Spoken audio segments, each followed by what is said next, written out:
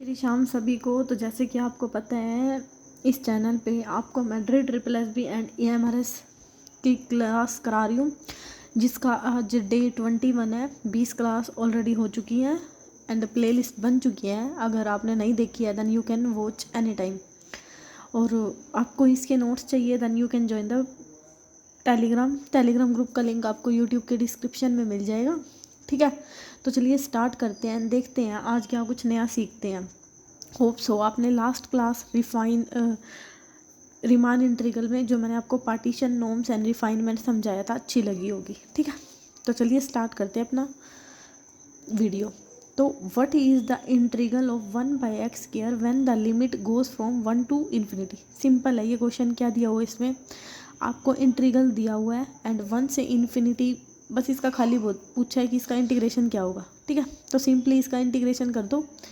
You know power क्या हो जाती है, बढ़ जाती है ना। तो 1 + 1 तो एक पावर क्या होगी, कम, क्योंकि नेगेटिव था। होप सो आपको याद था होगा। एंड उसके बाद लिमिट पुट कर दो, अपर लिमिट माइनस में लोअर लिमिट, तो आपका आंसर कितना आ जाएगा 1। ये बिल्कुल सिंपल क्वेश्चन था, बिल्कुल बच्चों वाला 12th क्लास का ही था इंटीग्रेशन से। सो ये होप सो आपको समझ में आया होगा, क्योंकि बिल्कुल ही आसान क्वेश्चन था। ठीक है, अब ये वाला क्वेश्चन समझ लेते हैं। What is the correct. तो इस क्वेश्चन को समझने से पहले ना इसका कंसेप्ट देखते हैं, फिर इस पे आएंगे। ठीक है, तो चलिए इसका कंसेप्ट देखते हैं पहले।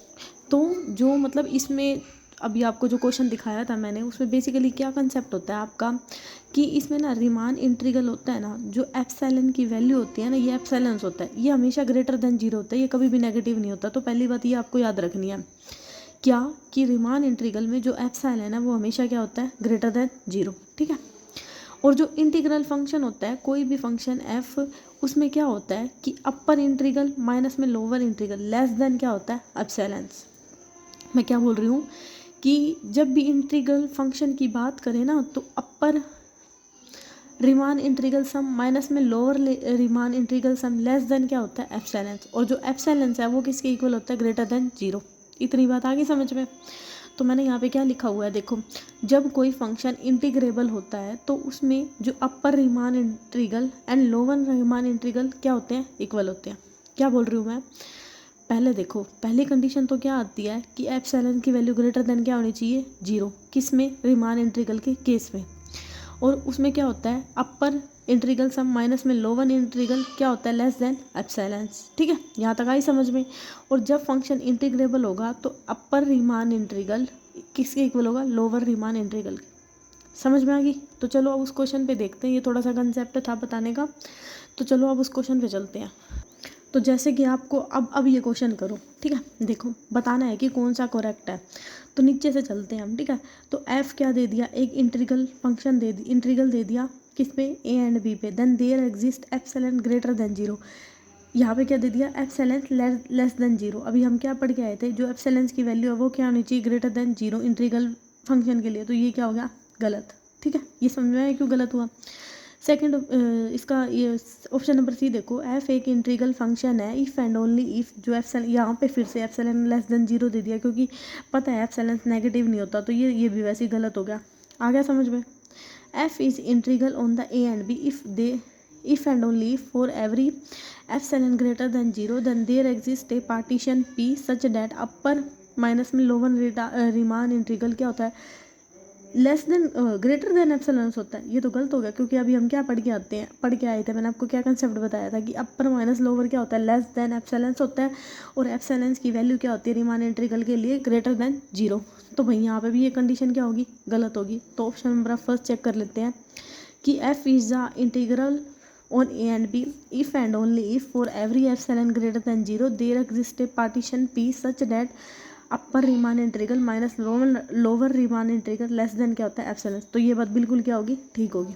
तो आपको यहाँ से क्या समझ में आया कि आपको इंटीग्रल में सबसे पहले तो ये पता होना चाहिए, जो एप्सिलॉन होता है वो ग्रेटर देन क्या होता है, 0 होता है, वो कभी नेगेटिव नहीं होता है। एंड दूसरी कंडीशन क्या होती है इंटीग्रल के केस में, कि अपर इंटीग्रल माइनस में लोअर इंटीग्रल लेस देन क्या होते हैं, एप्सिलॉन। ठीक है, ये दोनों बात, ये बेसिकली ना रिजल्ट होते हैं आपके रीमान इंटीग्रल में, थ्योरम में। तो उससे आपका ये इजीली कंसेप्ट हो गया ना।